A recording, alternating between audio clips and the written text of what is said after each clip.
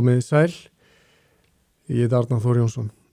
Ég ætla að tala við ykkur aðeins í dag málana sem eru kosningarnar sem munu sennilega fara fram núna þá í lok ágúst.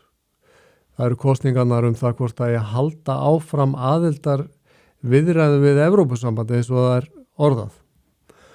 Og það er vísað til þess að Íslendingar eigi að taka þátt í lýðræðisveislu að þessu tilefni, en það er ekki talað það að innganga í Evrópusambandið muni fyrirsjáanlega skerða möguleika Íslands og Íslendinga á því að taka ákvarðanir framtíð sína og allt það sem dýrmætast hér á landinu og framtíð barna og síðari kynslóða. Vegna þess að fari svo að Íslendingar gangi inn í Evrópusambandið, þá myndi það hafa í för með sér að í stórum málaflokkum eins og til dæmis því sem varðar orkumál og efnahagsmál og margt annað, þá yrði Ísland í farþegasæti hvað varðar ákvarðanir og að meiri hluti það er þá gengið frá því samkvæmt og búið þannig hnútana að meiri hluti ESB-ríkja getur borið minni hlutan ofurliði í þessum efnum. Þannig að margt af því sem að Íslendingar hafa verið að byggja upp og fást við hér á Íslandi yrði í raun og veru afhent ákvörðunarvald þessa málaflokka, yrði afhent erlendum ríkjum og undir þetta falla einnig umhverfismál. Og sá listi reynda langur sem fellur undir það að vera þá málaflokkar sem bandalagsríkin taka ákvarðanir samkvæmt meiri hluta atkvæðagreiðslu og þetta þá í flestum tilvikum eða 80% allra mála sem Evrópusambandið fjallar þá þetta 55% af fjölda ESB-ríkja sem þarf þá að vera með einhverju ákvörðun sem verið að taka, hvort sem það eins og ég segja orkumál, tollamál, viðskiptahindranir, umhverfismál og svo framvegis og 65% fólksfjöldans. Það að segja þetta svona módelið í það bil 80% mála.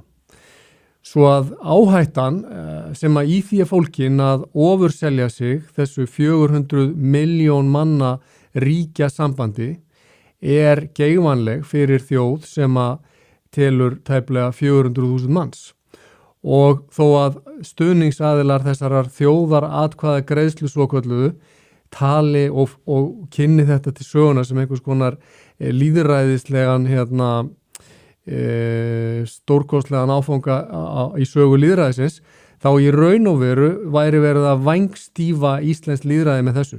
Ég get vel skilið það fyrir þá Íslendinga sem orðnir dauðþreyttir á spillingunni hér innanlands og á í raun og veru því hvernig íslenski stjórnmálamenn hafa hegðað sér síðustu árin á legunum og ósannindunum sem íslenski stjórnmálamenn hafa í frammi fyrir kosningar og hvernig öll þessi loforð eru síðan í rauninni svikin bara strax og búið að telja upp úr kjörkössunum og hvernig íslenski stjórnmálamenn í rauninni leyfa sér aftur og aftur að halda áfram að framfylgja stefnu fyrri ríkisstjórnar án tillits til þess hverju kjósendur hafa kallað eftir.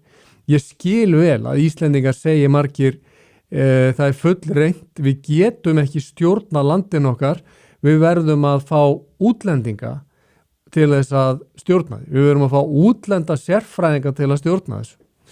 En ég hef sagt á móti, það væri farsælla og í rauninni nærtækara og einfaldara fyrir Íslendinga að skipta út þessum atvinnu stjórnmálamönnum sem hafa setið allt í kringum valda borðið síðustu árin og fá inn annars konar fólk sem ekki að starfa fyrir erlenda hagsmuni. Og þegar ég segi erlenda hagsmuni þá ég að meina það vegna þess að þegar ég horfi á það sem að hefur verið í gangi í íslenskri pólitík síðustu árin, allavega eftir að ég fór að skyggnast inn í þessi, hvað ég maður að kalla þetta, skyggnast inn í þetta myrkviði sem að íslensk stjórnmál eru, þennan vettvang klíkuskapar og frændhygli og samansúrraðs pólitísks vald, það sem að í rauninni allir flokkar eru í reynd einn flokkur, það sem allir stjórnmálamenn eru í reynd tilbúnir að starfa með hverjum sem bara að þeir fái sæti við ríkisstjórnarborðið, að þetta ekki falleg sjón. Það alveg á hreinu.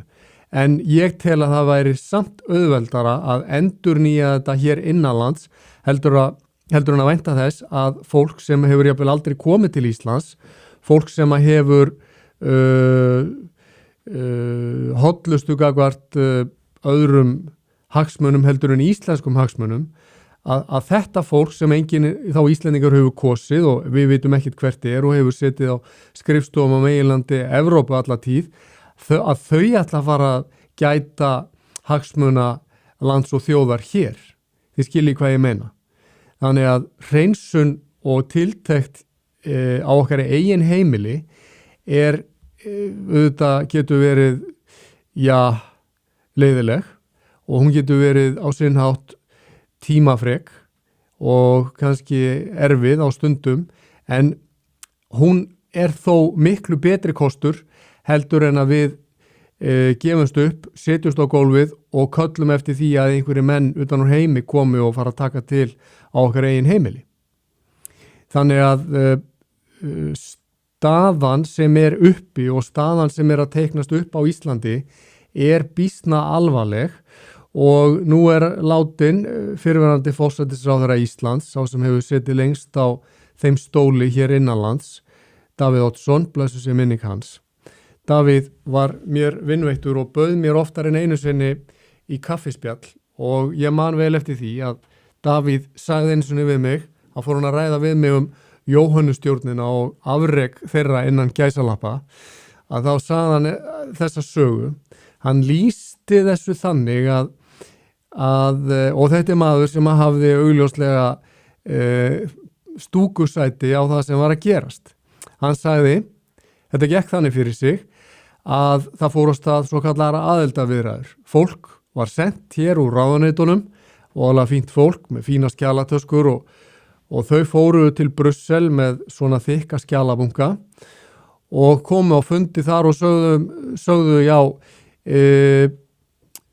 við erum með reglurnar svona á Íslandi og við sjáum að þetta allt öðruvís í Evrópusambandinu, svo við vorum hugsa hvort það væri ekki hægt að aðlaga þetta svona og breyta þessu svona og hvort við getum ekki fengið svona undanþágur og eitthvað svona, og svarið var alltaf það sama. Það að segja, svarið frá búrókrötunum í Brussel var alltaf þetta, reglur Evrópusambandsins eru ekki umsemjanlegar, þið verðið að fara aftur til Íslands og þið verðið að breyta reglunum ykkar til samræmis við reglurnar sem gilda hér. Og svona gekk þetta fyrir sig í mörgum ferðum og margar íslenska sendinefndir fóru út til að ræða margs konar málefni og með tímanum þróaðist þetta yfir í það, segir Davíð, og það rétt hjá honum, að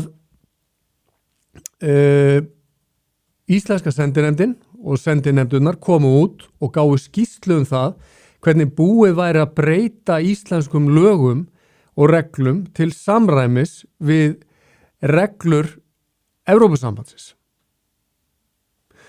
Og þegar síðan loks koma þeim köflum sem að voru kaflarnir sem allir vissu eruðu erfiðastir, það voru að segja sjávarútvegsmálin og landbúnaðarmálin, að þá varð mönnum bara það algjörlega ljóst að Íslendingar voru ekki að fara að breyta reglunum sínum þessi mál. Og þá sjálfkrafa sigldu þessar viðræður, aðildar viðræður sem að í raun hefur snúist út í það að verða aðlögunar viðræður fyrir Ísland, þá sigldu þær í strand og ástæðan var sú, eða sko afleiðingin var sú, sagði Davíð, að búið var að vinna alveg óheyrilegt tjón á íslenskum rétti með því að taka upp í massavís erlendar reglur sem við þurftum alls ekki að taka upp og gera í raun og veru margt miklu þyngra í vöfum hér í okkar litla samfélagi heldur en að því reynd þurft að vera. Því að reglur sem eru samdar fyrir 400 miljón manns henta ekkit endilega vel 400.000 manns, þið skiljið. Og staðan svo að þessi þykku bunkar af reglum sem að fela það í sér að það ég vera persónuverndar-fulltrúar þarna og alls konar gagnasöfnunar framkvæmd sem að þurfa að eiga sér stað og alls konar yfirlit og regluvarsla og svo framvegis. Flest íslensk fyrirtæki eru lítil og meðalstór á evrópskan mælikvarða. Það þýðir að fæst íslensk fyrirtæki geta staðið undir svona álagi sem að svona þykkar reglur, svona þykkt regluverk í raun og veru kallar á. Nú er það líka staðreynd að Evrópusambandið er á mjög veikum fótum. Það stendur í rauninni á brauðfótum. Efnahagslega er Evrópusambandið búið að fremja það sem kalla mætti harakiri. Þeir hafa skrúað fyrir gasið sem var að berast frá Rússlandi. Þeir hafa skrúað sömuleiðis fyrir olíuflutninga beint frá Rússlandi. Að vísu kemur það fram í fréttum að þeir sé að flytja olíuna í gegnum Indland til Evrópusambandsins og það undirstrikar þá hræstnina sem er í gangi. En hvað það? Grundvallarpunkturinn er þessi að orkukreppa Evrópusambandsins er orðin svo djúp að allur iðnaður á meginlandi Evrópu er í vanda. Og primus mótor efnahagskerfisins á meginlandi Evrópu, það er að segja ESB megin, það slokna á honum og það er Þýskaland sem að í raun og veru er komin, iðnaðurinn þar er komin í kyrkingaról dýrar orku. Og þegar Þýskaland byrjar að gefa eftir, þá segir það sér sjálft hvernig fer með önnur ríki Evrópusambandsins. Frakkland er í raun nánast tæknilega gjaldþrota, Þýskaland er á þeirri sömu leið. Við veitum öll hvernig suður ríkin í Evrópu standa, það er að segja mjög höllum fæti. Við veitum að það er togstreita milli vestur hluta Evrópusambandsins og þeirra ríkja þar með sem að í rauninni hafa ráðið ferðinni innan Evrópusambandsins í öll þessi ár, sem er Frakkland og Þýskaland annars vegar, og svo hins vegar austur hluta Evrópusambandsins sem eru til dæmis þá Pólland og Ungverjaland og Slóvakía og fleiri ríki sem eru bara alls ekki sátt við það hvernig Evrópusambandið hefur reynt að hlutast til innanlands málefni þar til að mynda í því sem að kalla má útlendingamál. Svo það hefur verið vaxandi togstreita þarna, þannig að við getum sagt að pólitískt, efnahagslega og menningarlega standi Evrópusambandið í raun og veru eins og á glóandi kolum. Og inn í þetta umhverfi ætlar ríkisstjórn Íslands núna að fara með íslensku þjóðina. Er það góð hugmynd? Ég er ekki viss, en ég vil vekja athygli ykkar, kæru Íslendingar, á því að það er svolítið merkilegt og kannski svona tímanna tákn að við sitjum hér uppi með það sem ég hef kallað ríkisflokkin. Það er að segja, þetta eru ríkisfyrirtæki sem hafa reynt að telja okkur trú það hins síðari ár eftir að þau fóru öll á ríkisframfæri að þau séu ennþá alvöru stjórnmálaflokkar sem þau eru ekki. Öll þessi ríkisfyrirtæki, hvaða nafni sem þau nefnast og hvaða liti sem þau nota til að skreita sig með fyrir almannafé í aðdraganda kosninga, þau tala í reynd sama máli og ég vil benda ykkur, kæri hlustendur, á svona dálítið mikilvægt atriði til umhugsunar. Það er að segja, við erum annars vegar með Viðreisn, Samfylkingu og Flokk fólksins sem að leggja til þessa þjóðaratkvæðagreiðslu og þar með, hvað svo sem Inga Sæland vill sjálf segja, eru í rauninni að leggja til að Ísland fari á hraðferð inn í Evrópusambandið. Án þess reyndar að gera Íslendingum grein fyrir því að stjórnarskrá Íslands leyfir ekki þessa aðgerð. Stjórnarskrá Íslands rauninni bannar framsal á ríkisvaldi til erlendra yfirþjóðlegra stofnana. En það til marks það hversu heilaþvegnir kjósendur þessara flokka margir hverjir eru, að þeir ímyndi sér að það sé hægt að fara inn í Evrópusambandið og afsala sér ekki fullveldi. En allar þjóðir sem hafa gengið inn í Evrópusambandið hafa að sjálfsögðu afsalað sér fullveldi að ákveðnu marki og að töluverðu leyti. Enda það viðurkennt að Evrópusambandið kallar sig sjálft regluverk sem er sui generis eða sérstaks eðlis, og sem að Evrópusambandið hefur tekið til sín mjög mikið ákvörðunarvald eins og ég sagði áður. En þetta eru ríkisstjórnarflokkarnir og þeir birta þá mynd og þá hugmynd sína að þeir vilja fara inn í Evrópusambandið með einhvers konar hraðlest bara, og útöryggisráðherra hefur haldið því fram að þetta sé gerlegt bara nokkrum mánuðum, sem er rangt. Svo erum við með hina flokkana sem að sátu í ríkisstjórn áður. Það er að segja Sjálfstæðisflokk, Framsókn og VG sem að, og megi hann hvíl í friði, Vinstri grænir bara, og megi hann aldrei rísa upp frá dauðum í þeirri mynd sem hann var. En þessi flokkar voru sammála það að Ísland ætti í rauninni líka þeir eru líka á þeirri línu að Ísland ætti að ofurselja sig Evrópusambandinu og vildu gera það með því að styðja við bókun 35 og frumvarpið það og framselja þar með æðsta dómsvald úr landi í bága við stjórnarskrána og veikja Alþingi Íslendinga í bága við stjórnarskrá. Þannig að við erum annars vegar með 3 flokka sem að vilja fara beint inn í Evrópusambandið á hraðferð og svo erum við með hina 3 flokkana sem vilja fara inn í Evrópusambandið bara hægt. Miðflokkurinn samsegur þessu öllu því að ég held að það megi segja að hann hafi ekki kosið gegn einu einasta máli sem farið hefur í gegnum Alþingi á þessum tíma sem miðflokkurinn hefur verið til. Aldrei kosið gegn einu einasta EES-máli, þannig að það ofbeldi sem að ég vil kalla framgöngu Evrópusambandsins gagnvart Íslandi innan EES, það hefur ekkert viðnám komið við því innan úr röðum Alþingis. Og Alþingi hefur verið umbreytt í afgreiðslustofnun fyrir Evrópusambandið í stað þess að það sé gætt hér alvöru hagsmunagæslu.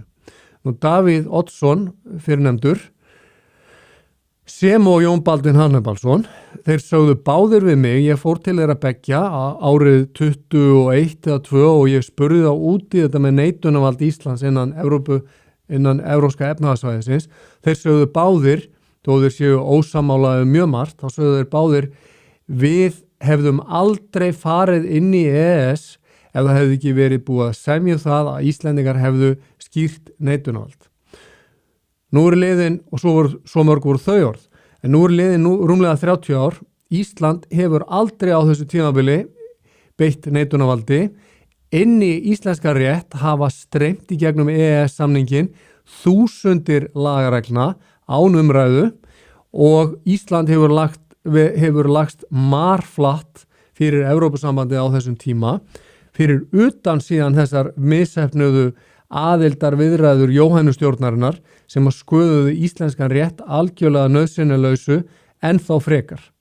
Þannig að staðan vissulega alvarleg og það sannleiks korn í því þegar að viðreisnar fólkið segir, já þetta sem sagt, við erum búin að innleiða svo mikið af þessu að við eigum bara núna að klára það og taka skrefið til fulls. En þetta móðgun við rökhugsun Íslendinga og skynsemi og þetta eru gerfi rök vegna þess að þetta kallast á frönsku fait accompli, það að segja þetta búið og gert.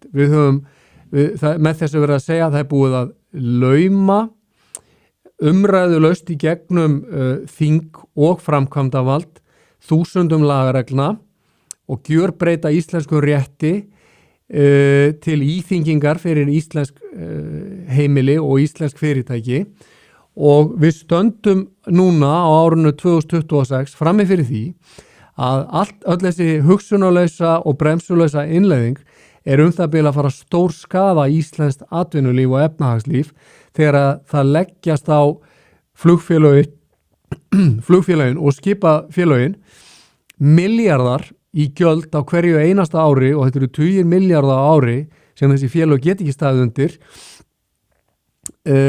sem að munu í raun og veru valda hér fyrirsjáanlegri hækkun á öllu vöruverði ef af þessu verður mun í raunni stór skaða allt sem heitir íslenskan ferðaiðnað og þetta eru afleiðingarnar. Þetta seiðið sem við erum núna að súpa af því að íslenski stjórnmálamenn hafa núna í áraraðir gerst fulltrúar erlends valds gagnvart Íslendingum í stað þess að vera fulltrúar Íslendinga gagnvart erlendu valdi.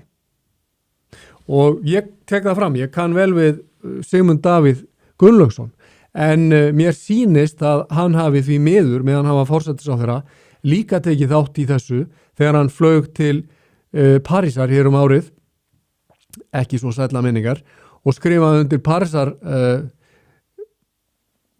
sáttmálan og setti alls konar höft á Íslendinga og var þar í fremstur í flokki 60 manna liðs að mig minnir sem flaug frá Íslandi á þessa ráðstefnu án þess að tekið hafi verið inn í myndina að Íslendingar voru þá löngu komni fram úr öllum öðrum þjóðum. Þannig að við erum að tala það að við erum með flokka sem að allir hafa gerst sekir það að starfa gegn hagsmunum Íslands og þeir var gengið í þjónustu erlendra stofnana og erlendra hagsmuna og þá þegar kemur að kosningum þá standa Íslendingar frammi fyrir mjög sérstöku landslægi og landslægið nokkurn veginn það að það vita núna, við horfumst bara í augu það að þessi stétt atvinnu stjórnmálamanna hún nálgast kosningar með það að leiðarljósi virðist mér vera og ég fylgdist mjög vel með þessu í síðustu kosningum úr beinni bara með berum augum að nálgunni sé svo að segja ósatt segja bara hvað sem að væri líklegt til þess að falla í kramið hjá íslenskum kjósendum lofa öllu fögru, jarðgöngum þarna og fleiri sjúkrarúmum og hærri bótum og betri vegum og bara hvað sem lofa öllu, en síðan þegar búið að tella upp á kjörkössunum, snúa sig við og segja því miður þetta ekki hægt að því að við erum komin í svona ríkisstjórnarsamstarf með flokkun sem vilja þetta alls ekki. En í staðin fyrir að vera þá heiðarleg, í staðin fyrir að ræða það hvað raunsætt að gera í staðin fyrir að nálgast málin út frá því sem við getum kallað bara knýjandi hagsmuni íslenskra þjóðar sem til dæmis þegar kemur að því að lækka hér vexti og verðbólgu þá leyfa stjórnmálamenn sér, atvinnu stjórnmálamenn að tala svona og það sem verra að íslenskur almenningur leyfir þessum stjórnmálamönnum að tala svona við sig. Íslenskur almenningur með öðrum orðum ber það af einhverjum ástæðum að það sé logið að þeim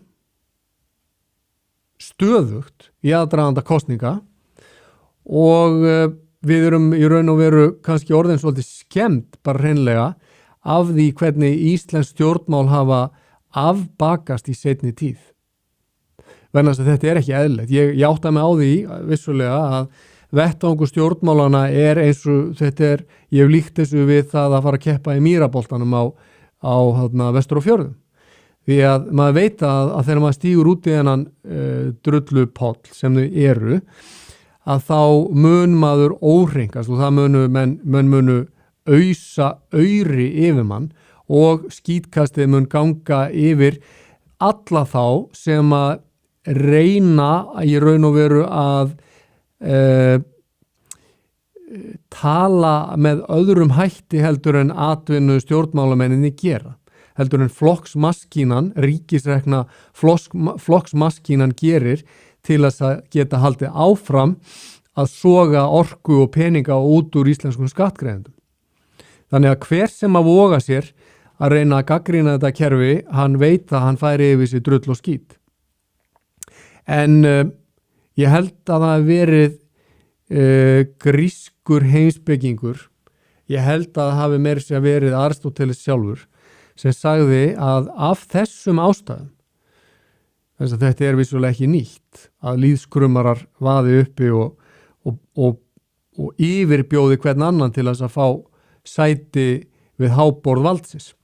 Aristóteles sagði að af þessum ástæðum ættu menn að forðast þáttöku í stjórnmálum nema þeir væri komnir að þeirri niðurstöðu að það væri í raun og veru engin annar valkostur í boði. Og þetta var þá mælt fyrir einhverjum 2500 árum og það má kallast tímalaus aðvörun til þeirra sem að ímynda sér að þetta sé sniðugt. Það hef ég að vísu aldrei gert, en ég hef litið svo á að það sé borgaraleg skylda mín, eins og það er reyndar borgaraleg skylda ykkar allra, kæru hlustendur, að stöðva þetta lega fyllir í sem að íslenski stjórnmálamenn eru stöðugt á að því þið virðist og þessa lítilsvirðingu sem að íslenski stjórnmálamenn, og þá er ég sérstaklega núna að tala um ráðherra í ríkisstjórninni, lítilsvirðingu sem að þau eru að sýna alþingi Íslendinga og þar með íslensku þjóðinni. Og það birtist í því hvernig gengið er fram í þessu ESB-máli. Nú bara þurfum við að, ég vil bara bæta því við hér að auðvitað til ámenningar, að þá virkar kerfið þannig að menn bjóða sig fram og flokkar leggja fram stefnumál sín, leggja það í dóm þjóðarinnar og það er þjóðin sem veitir þeim umboð til að fara með vald sitt tímabundið, vegna þess að valdið er þjóðarinnar. Þess vegna er það í raun og veru misvísandi þegar stjórnmálamenn talaði stjórnmálamenn sem valdhafa. Valdhafinn í landinu er þjóðin. Þjóðin veitir stjórnmálamönnum tímabundið umboð til að fara með þetta vald. Þingið í rauninni myndar síðan ríkisstjórnar meirihluta. Þingmenn mynda ríkisstjórnar meirihluta og ríkisstjórnin starfar í umboði þingsins. Þannig að þetta er í sjálfu sér ekki flókið kerfi og það segir í 1. grein stjórnarskrárinnar Ísland er í lýðveldi með þingbundinni stjórn sem þýðir nákvæmlega þetta. Ríkisstjórnin starfar í umboði þingsins og það þýðir að ráðherrar verða að afla sér umboðs frá þinginu áður en farið af stað með mál. En það sem við höfum verið að horfa á hérna í ESB-málinu er öfugsnúningur á öllu því sem ætti að heita eðlilegt stjórnarfar vegna þess að það er farið af stað með yfirlýsingar í fundarferði til Brussel eins og utanríkisráðherra hefur nú farið í að mér sagt 8 til 10 sinnum á kostnað íslenskra skattgreiðenda til að svona til þess að til þess að ráðslaga með búrakrötunum þar það hvernig koma megi Íslandi inn í Evrópusambandið. En í staðinn fyrir að í rauninni að gera það sem að væri rétt að gera, í fyrsta lagi bera það á borð fyrir þjóðina að þetta sé hugmyndin sem var ekki gert, í öðru lagi að leita þá eftir stuðningi þingsins og leyfi þingsins til að gera þetta sem var ekki gert, en að ryðjast að stað með þetta í umboðsleysi og vinna í rauninni að því að koma valdinu úr landi, það er býsna alvarlegt mál og ég er ekki viss það að aðrar þjóðir myndu láta bjóða sér svona vinnubrögð af hálfu kjörinna fulltrúa. En því miður staðan sú að Íslendingar eru að sumuleyti hálf lamaðir, held ég, eftir linnulaust, eins og ég segi, legafyllir í atvinnustjórnmálamanna. Íslendingar eru einhverju leyti búin að sætta sig við það að þetta sé veruleiki stjórnmálana. Það er að segja að við búum bara við það sé logið að okkur. Íslendingar eru líka búnir að setja sig kannski í þá veiku stöðu að borða allt of mikið af hræðilega óhollum mat, innbyrða allt of mikið af lyfjum sem að slæfa vitundina. Ég hef sagt það líka að það sé verulegt áhyggjumál að íslenski kallmenn eru að því virðist bara verða nokkuð veginn náttúrulausir, allar minnstakosti þegar horft á það hvernig tölfræði testósterónmagn á Vesturlöndum að þróast, að kallar sem ekki eru með eðlilegt testósterónmagn í blóðinu eru þá ekki sérstaklega líklegir til þess að ætla að fara að blanda sér í svona átök á hinu pólitíska sviði þar sem að alls konar drulla og skítur gengur yfir mann. Man þarf að hafa kannski dálítið einhvers konar aukaskamt af hvað á ég að kalla þetta? Bara klassískri fórnfísi, ég ætla að orða það þannig, til þess að vað út á þennan vettvang. Og þú þarft að hafa ákveðnar hugsjónir og þú þarft að hafa tiltekið svona þú þarft að hafa hryggsúlu til að geta tekist á við það sem á dynur. Svo að allt þetta stuðlar í raunin að því að veikja viðnámsþrótt fólks og líka þetta að þessi tölfræði það að 40% barna sem eru að útskrifast úr, að minnsta kosti drengja, sem eru að útskrifast úr gagnfræðaskóla geti ekki almennilega lesið sér til skilnings. Það auðvitað líka afbakar allt sem við gætum kallað eðlilega pólitíska umræðu. Hún verður aldrei jafn djúp í ríki þar sem að fólk er ólæst eða illalæst eins og hún væri í ríki þar sem að flestir eru læsir. Og þess vegna kannski það ekki skrítið að umræða á Íslandi þróist oft yfir í flatneskju, yfir í það að snúast persónur og persónu árásir og alls konar ásakanir að vera að gera fólki upp alls konar skoðanir í staðinn fyrir að ræða viðfangsefnið og málefnið og gera það málefnalega og kurteislega. Þannig að þetta er eitthvað sem við þurfum í alvörunni að fara, held ég, að tala alvarlega og ef okkur er alvara með því að við teljum að það sé tímabært að fara að taka hér á hlutunum innanlands eins og ég sagði áðan og það sé í rauninni tímabært að og það sé betra og raunsærra að segja við sjálf okkur við ætlum að taka til hér á okkar eigin heimili, skipta út þessu lélega liði sem hefur verið inn á vellinum, þessum atvinnu stjórnmálamönnum, skipta þeim út og fá nýja og ferska fætur inn sem að vilja okkur vel og ekki bara að spila þarna fyrir sinn eigin hag, heldur spila af hjarta og sál fyrir sitt nærumhverfi, að þá gæti margt breyst til hins betra. Lausnin ekki sú að framselja landið okkar og lýðræðið okkar í hendurnar á fólki sem hefur enga hollustu gagnvart Íslandi. Og við erum sem sagt, við búum við það ástand á Íslandi að kjósendur þegar nálgast kosningar þá segja þær við sjálfa sig, já, ég tel að við stöndum bara frammi fyrir í rauninni vondum kostum. Við stöndum frammi fyrir annars vegar flokkum sem hafa verið í ríkisstjórn og hafa sýnt sig að eru að misbeita valdi, sýnt sig að fara illa með peninga, sýnt sig í því að vera með alls konar undirliggjandi spillingu í gangi og klækja stjórnun og vinavæðingu og fram fyrir því segja þá kjósendur, og ég er að reyna að hafa skilning á sjónarmiðinu, þá segja kjósendur þá ætla ég að velja skárri kostin af tveimur vondum. En ef þú ert að velja milli tveggja vondra kosta og velur annan, hvað færðu þá? Þú færð vondan kost. Og það það sem við höfum setið uppi með, ríkisrekin stjórnmál, spillt stjórnmál, atvinnustjórnmálamenn,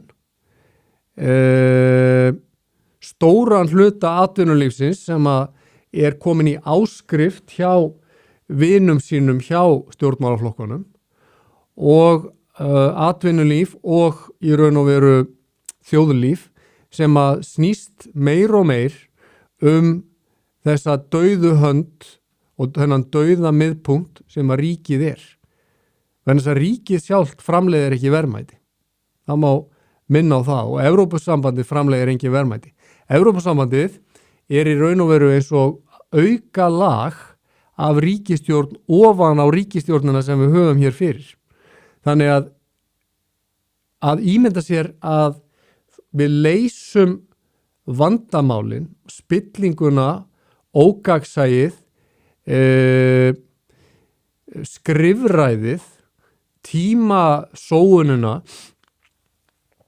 og í raun og veru þessa óhóflegu skattheimtu. Ef við ætlum að leysa það, að þessi vandamál sem spretta af ríkisrekstrinum með því að búa til og kalli yfir okkur annar ríkisvald ofan á það, að þá þurfið þið kæru hlustendur og áhorfendur að fara að stokka upp í ykkar eigin huga. Þetta gengur ekki upp. Og hann Arnar hér, Arjen Bjarnason, tæknimaður, sem nú skýrt hugsandi maður, hann birti á X-inu núna fyrir skemmstu og ég þarf að fara að birta kannski eitthvað á X-inu sjálfur, þess að þetta er eini miðlinn sem í rauninni er horfandi á. Að þá birti Arnar viðtal við títtnefndan Davíð Oddsson. Þegar að Davíð er tiltölulega nýtekin við sem forsætisráðherra og Davíð segir þá, þetta er svona upp úr 1990, kannski 91-2, þá segir Davíð, til að taka á verðbólgunni, þá ætlum við, ríkisstjórn Íslands, að setja hömlur á allt sem heitir ríkisútgjöld. Þannig að við áttum okkur á því að ríkið er helsti orsakavaldur verðbólgu. Þetta vissi Davíð. Hann var líka bara sérlega vel gefin einstaklingur og Íslendingar höfðu þá vita á því að kjósa slíka menn til valda. Hann vissi þetta 1991. Þessu hefur Kristrún Frostadóttir og Þorgerður og Inga Sæland, þessu hafa þar alveg gleymt þegar þær ganga fram með sín loforð, með sín dýru fundahöld í Brussel, með jarðgöngin sem á að bora út allar trissur, með mannaráningum hjá ríkisstofnunum endalausum og fjölgun ríkisstarfsmanna, hækkun gjalda, hækkun skatta og eyðslu á almannafé í erlenda sjóði svo eitthvað sé nefnt. Og allt þetta sjálfsögðu verðbólgu hvetjandi og til þess falli þar að leiðandi að hækka vexti. Þetta ekki flókið, en eins og ég segi, ef að Íslendingar gætu þá farið að taka sér taki og fara að skoða betur bara umhverfi sitt, fylgjast betur með þessum stjórnmálum og átta sig á einu, ég ætla að fara að draga þetta saman, átta sig á því sem er grundvallaratriði. Ég var bara fattið í gær, ég satt í gufubæði í gærkvöldi með fleiri mönnum og einn af þessum ágætum mönnum fer að tala það að eitthvað, ég held að ég geti sagt að hann hafi farið að tala það að einhvern mann sem hafi verið orðið fyrir ofbeldi af hálfu sambýliskonu sinnar og ég segi þá svona býta aðeins rólegur, ertu að segja mér að það sem hefur verið talað hérna sem kynbundið ofbeldi virki þá líki hináttina. Þannig að ég hef lesið fjölmiðla hérna í öllins ár og ég lesið aldrei öðruvís en þannig að kynbundið ofbeldi feli alltaf í sér að kallmaðurinn sé að beita konuna ofbeldi. En þú ert að segja mér hérna einhverja nýja sögu sem þú ert eiginlega að fara með upp á Vísi svo að þeir áttu sig á því að hvernig að heimurinn er ekki bara svona einhliða eins og þeir eru alltaf að birta og RÚV og hvað þetta heitir. Og þá segi ég við kallana í gufubæðinu, ég segi svona, er það ekki annars merkilegt að á alls konar hlutum sem við erum að fást við í okkar daglega lífi eru tvær hliðar. Og það eru svo tvær hliðar á því sem heitir kynbundið ofbeldi samkvæmt þessu. Og það eru tvær hliðar á því hvort að þegar við segjum til dæmis við barnið okkar sem er að klára stúdentspróf, ertu að hugsa að verða tannlæknir eða langari til þess að verða verkfræðingur. Þú eiginlega að fara að gera það upp við þig. Ætlar að vera, viltu fara að vinna með höndunum sem iðnaðarmaður til dæmis eða sérðu fyrir að þú ætlar að eyða starfsæfiðinn á skrifstofu. Þá getum við sagt að séu tvær hliðar á því. Þegar að ég segi við konuna mína eigum við að hafa kjúkling eða nautakjöt í matinn. Það voru tvær hliðar á því. Ef ég áður en ég kemur þennan sjónvarpsþátt segi við sjálfa mig við konuna mína eða sjálfa mig á ég að hafa vasaklút. Þessi vasaklútur hefur sjálfstætt líf, hann veður upp úr vasanum. En ég geti sagt til sjálf mig á ég að hafa vasaklút eða ekki, á ég að hafa hann rauðan eða bláan, það eru tvær hliðar á því, en það skrýtna sagði ég við þessa félaga minna í gufubæðinu í gær, að ef að þótt sko litlu málin hafi tvær hliðar, að þá virðist það vera að almennt séð hafi stærstu málin bara eina hlið.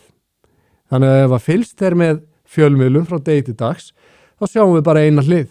Það er að segja Úkraínumálið til dæmis, Úkraínustríðið, á því sjáum við bara eina hlið. Úkraínumenn eru góðir, Rússarnir eru ekki góðir. Við erum að standa með Úkraínumennum og hata Rússa. Og myndin er svarthvít. Við getum sagt loftslagsmálin.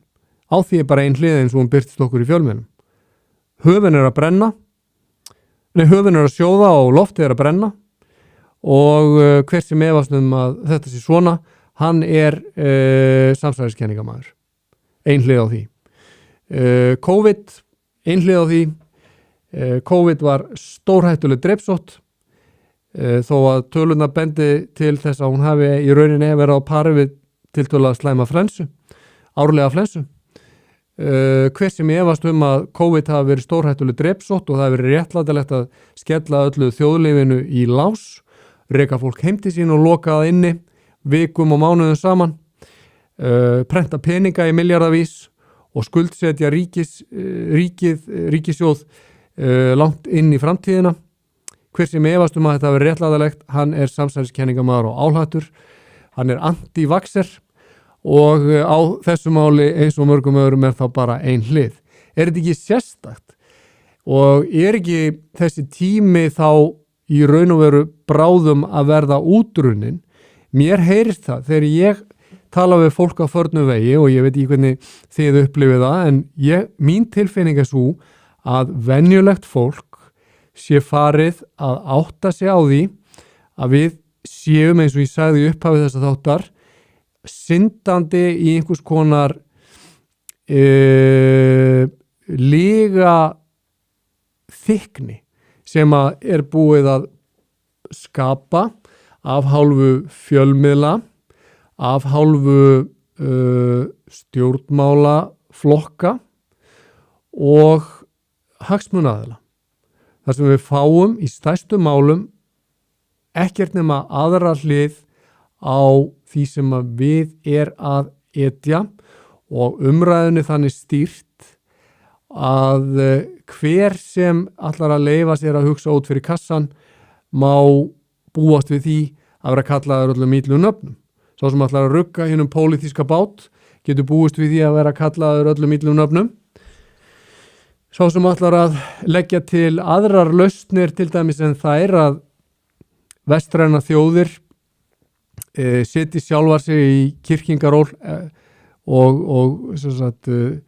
undirgangist bæði skattpíningu og greiðslur í erlenda sjóði og skeri á lífæðar innlends iðnaðar. Þeir geta verið búist við því að vera að kalla þeir einhvers konar öfgamenn þó að þeir séu í rauninni bara að tala hreinni skynsemi.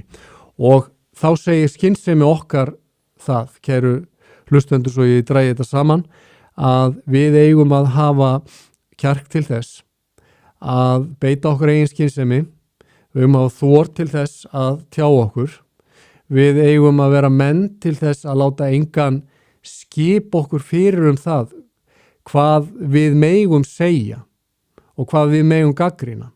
Við erum menn, okkur hefur verið gefin frjáls hugsun, okkur ber að nýta hana, okkur hefur verið gefin möguleikin til að tjá okkur, það skylda okkur að nýta þann möguleika á málefnalegan hátt og hætta í raun og veru að taka við þessari og gleypa þessa línu sem að stóru fjölmiðlarnir að rétta okkur frá degi til dags, en þess að ég held að það sé að verða vakning í okkar samfélagi.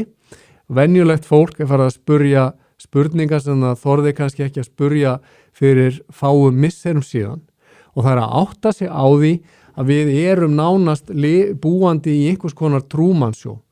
Ef við sitjum fyrir framan ríkisútvarpið og fréttir þess á hverju einasta kvöldi, ef við förum í gegnum alla þessa skólagöngu hins opinbera skólakerfis og spurum einhverja spurninga og förum síðan út á vinnumarkaðinn og göngum í hinn mjúka en vissulega slepjulega faðm íslenska ríkisins og gerumst þar trúir þjónar þess og skerðum þá málfrelsi okkar með því að hætta að gaggrýna ruglið sem í gangi, að þá þokast samfélag okkar sífellt nær einhver svona austurþýsku ástandi.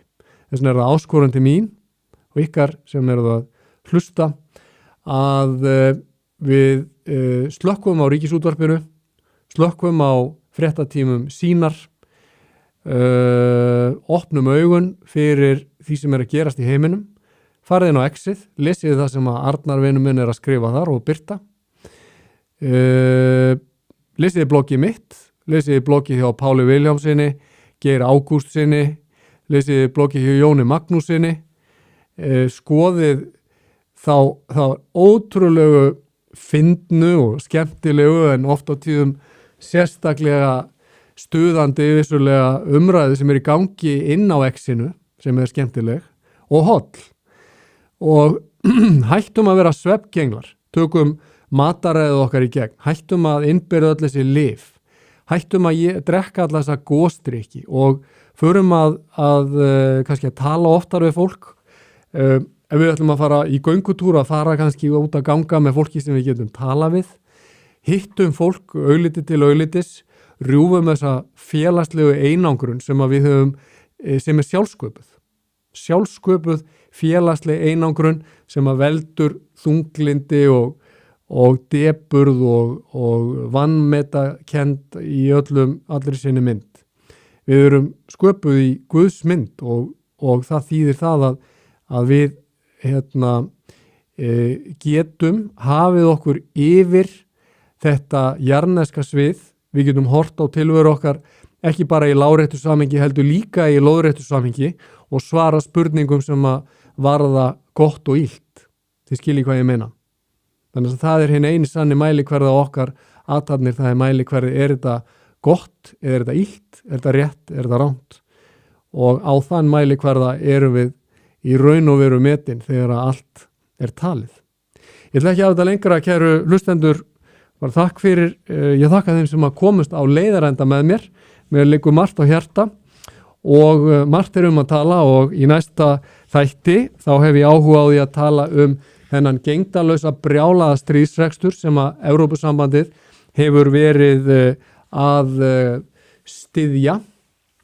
Við langar að tala kosningasvikin og í rauninni, þessi sviknu loforð Trump sem að lofaði því að hann ætlaði ekki að fara í stríð og nú hann orðinn stríðsforseti eins og allir aðri forsetar í seinni tíð og ég ætla að tala það að við þurfum að hætta að trúa þessum stríðs